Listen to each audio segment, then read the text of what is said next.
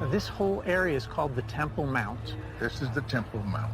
The temple was a building 7 stories high, stood on top of this Temple Mount, on top of that flat area where those trees are. In 20 BC, King Herod the Great built a temple where Jews could worship their God. It was designed to last forever. Herod says, we're going to create the most spectacular physical structure in the entire Middle East, maybe in the entire world. You can see these gigantic stones at the bottom. Those are called Herodian stones. The Jewish temple to the one God stood on top of that mount before there was Islam or Christianity. But in the year 70 AD, the Romans sacked Jerusalem and demolished the temple. In the centuries since, Jews have come to pray at its remains, the Western or Wailing Wall. It was almost 1,900 years before the site returned to direct Jewish control in 1967. We are about 70 years into the new Israel. Why hasn't the temple been rebuilt? 2 reasons. One is because the Jews aren't ready, and the other is because the Muslims aren't ready. The state of Israel militarily, politically controls this whole area. But the state of Israel gave the Temple Mount area on the top to the Muslims. While the top of the mount is off limits to Jewish religious rites, there are sacred spaces underground, which Yoram says will help me understand the Jewish vision for end times. This is it. We've come to the closest that a human being can come to the Holy of Holies, the most sacred spot in the world. That's the room in the temple that one human being would enter once a year, the high priest, on Yom Kippur, on the holiest day of the year, and he would say God's name. Orthodox Jews believe that without this temple, their religious rites are incomplete. So they await the day when their temple is rebuilt. Is there a Messiah? In Judaism? In Judaism? Jews invented the Messiah. But it's not the same Messiah that most people think about. Okay. Because when Christians think of the Messiah, they think of someone who's divine. Yeah. They think of, the end of days. What we have for the Messiah is a man, a king of this earth, who's going to bring peace among the nations in this world. And he will not be divine. He will not be divine. And Yoram tells me this mortal Messiah has a very specific to-do list. According to Jewish tradition, he has 3 things he's supposed to do. Number 1, he's going to reconstitute the Jewish kingdom or the Jewish state. Number 2, he's going to bring peace with the neighbors. And number 3, he's going to rebuild that temple. Rebuild the temple. Here we are. This is 2015. What are you going to do now? What is contemporary Jewish position on the temple? The Jews think of the world in terms of this dream that once existed in the world that was taken away. The Jews want to bring back into the world. That is the reconstruction of the temple. The reconstruction of the temple as the crowning symbol of this era of justice and peace that we're supposed to be assisting to bring back into the world. Judaism is just one of many religions that envisions the coming of world peace one day. But looking at this place, where so many religions intersect, it's hard to imagine peace coming. If the Antichrist is to successfully impersonate the true Messiah, it follows that he also must attempt to rule the world from Jerusalem with what would appear to be eternal rule. Only then can he declare, I am the Messiah. If he is to do that and convince the Jews that he is indeed the Messiah, then it follows logically Number one, he would have to liberate the Holy Land for the Jews. Number two, he would have to bring them back to the Holy Land to reclaim it as their own. Number three, he would have to restore a state of Israel in the Holy Land and get them to believe that this is the Holy Israel of David and of Solomon, alayhi salam. Of course it would not be.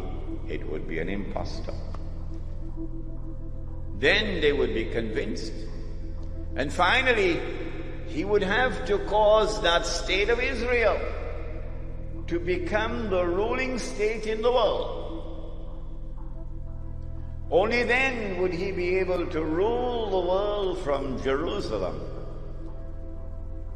Then he can get up and say, I am the Messiah. And they would believe that he is indeed the Messiah. And then he could rub his hands and he can say, mission accomplished.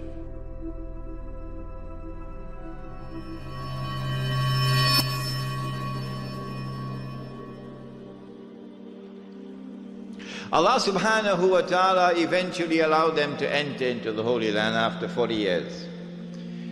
And Dawood alayhi salam establishes the state of Israel, the first Islamic state,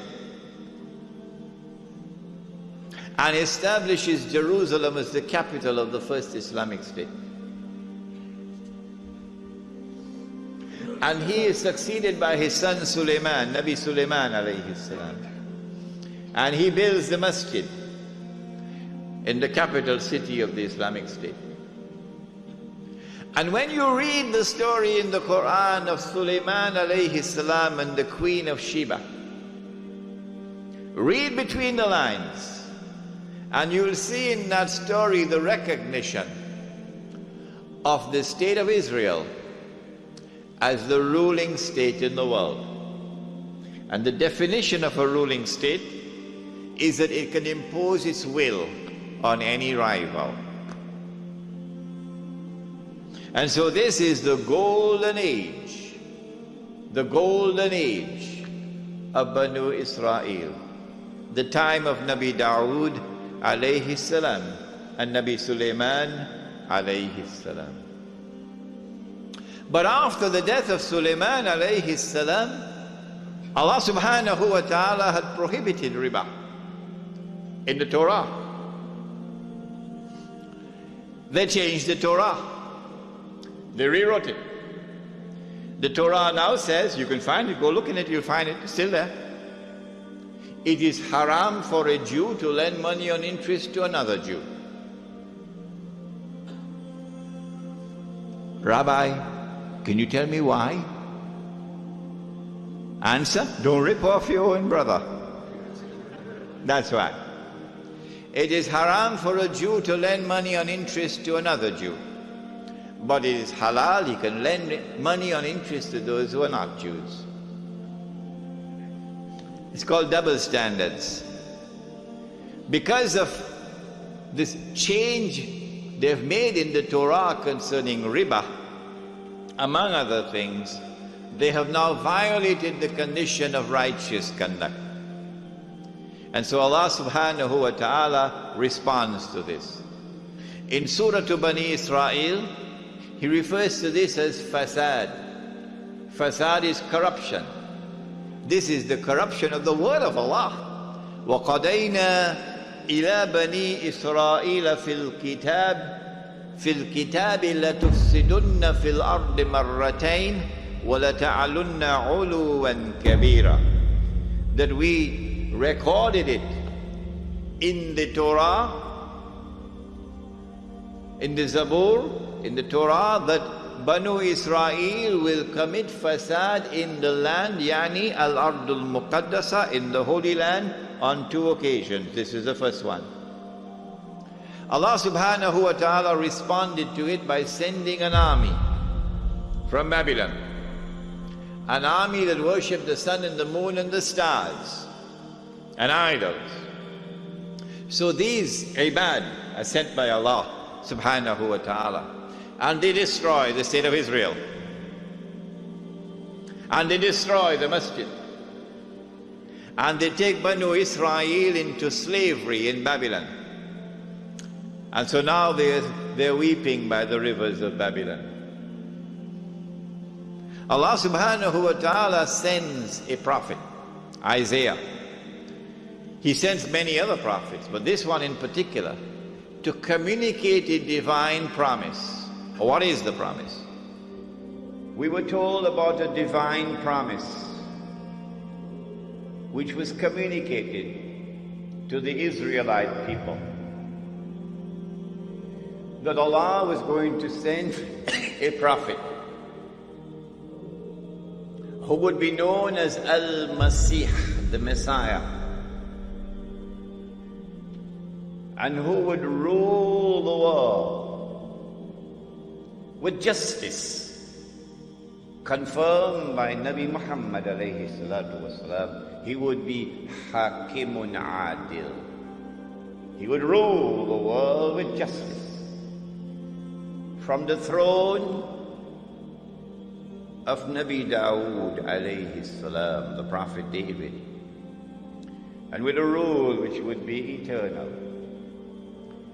But when that promise was communicated, the Israelites were out there in Babylon, and the Holy Land was occupied. The Israelite people understood that if the Messiah was to fulfill this divine promise, there were certain logical implications which followed. Number one, that he would have to liberate the Holy Land. Number two, that he would have to bring the believers back to the Holy Land to reclaim it as their own. Number three, that he would have to restore the holy state of Israel, founded by David and Solomon, Allah's blessings be upon them. And number four, that this holy state of Israel would have to become once again the ruling state in the world. And then the Messiah could rule the world from the throne of David alayhi salam, with a rule which would be eternal. After almost 100 years in Babylon, suddenly things began to happen, and the Holy Land was liberated. The Persian Empire defeated Babylon, and the Israelite people were allowed to return to the Holy Land to reclaim it as their own and to restore the holy state of Israel. And the temple or the masjid built by Solomon alayhi salam was rebuilt. And so the Israelite people are now excited. The excitement has reached fever pitch. The Messiah must be around the corner. The golden age is coming back. We're going to rule the world one more time. And sure enough, the Messiah came. But when the Messiah arrived, the son of Mary, while some of them accepted him, the young ones, the poor, the humble, the innocent, فَآمَنَ طَائِفَةٌ مِّن بَنِي إِسْرَائِيلَ, the establishment, the rabbis, the priests, rejected him. وَكَفَرَ طَائِفَةٌ, why did they reject the Messiah? Answer: because Allah tested them, and because they were seeing with only one eye, they failed the test. They said, وَنَعُوذُ بِاللَّهِ مِنْ هَذَا. They said that his mother had committed that enormous sin. And they said that this baby was a bastard. If they had seen with two eyes, with the internal eye, then they would have known, oh no, appearance and reality were completely opposite to each other with this baby. That she was still a virgin. She gave birth to the baby. But they did not see with the internal eye. Prophet Muhammad, Allah's blessings be upon him, then informed that Allah had created a being